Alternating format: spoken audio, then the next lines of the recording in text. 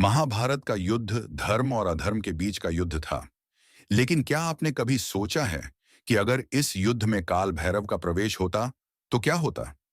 काल भैरव, जिन्हें भगवान शिव का रौद्र रूप माना जाता है, न केवल विनाश के देवता हैं, बल्कि समय और कर्म के भी स्वामी हैं। महाभारत के युद्ध के दौरान जब धर्म और अधर्म की शक्तियां आमने सामने थीं, तो यह कहा जाता है कि भगवान शिव ने तटस्थ रहते हुए किसी का पक्ष नहीं लिया।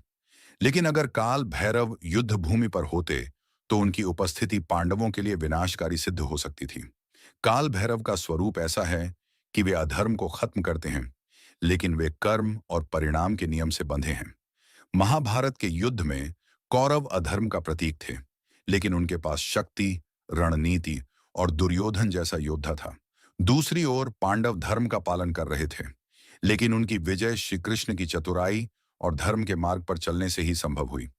कल्पना कीजिए कि काल भैरव युद्ध भूमि पर कौरवों के पक्ष में होते। काल भैरव का स्वभाव ऐसा है कि वे न्याय और कर्म फल में विश्वास करते हैं। पांडवों ने भी कई बार धर्म का उल्लंघन किया था, जैसे द्रौपदी को जुए में हारना, कर्ण की छल से हत्या करना आदि। ऐसे में काल भैरव इन अधर्मों को अनदेखा नहीं करते।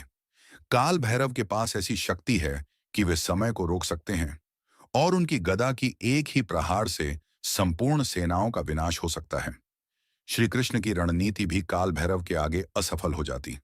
महाभारत का युद्ध 18 दिनों तक चला, लेकिन अगर काल भैरव हस्तक्षेप करते तो यह युद्ध एक ही दिन में समाप्त हो जाता।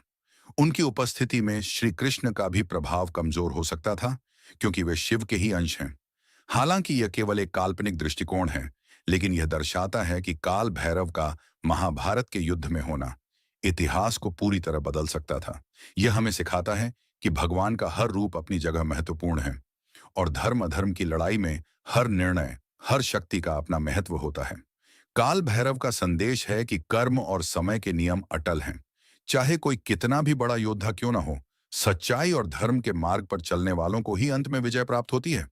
श्री काल भैरवाय नमः। जय महाकाल।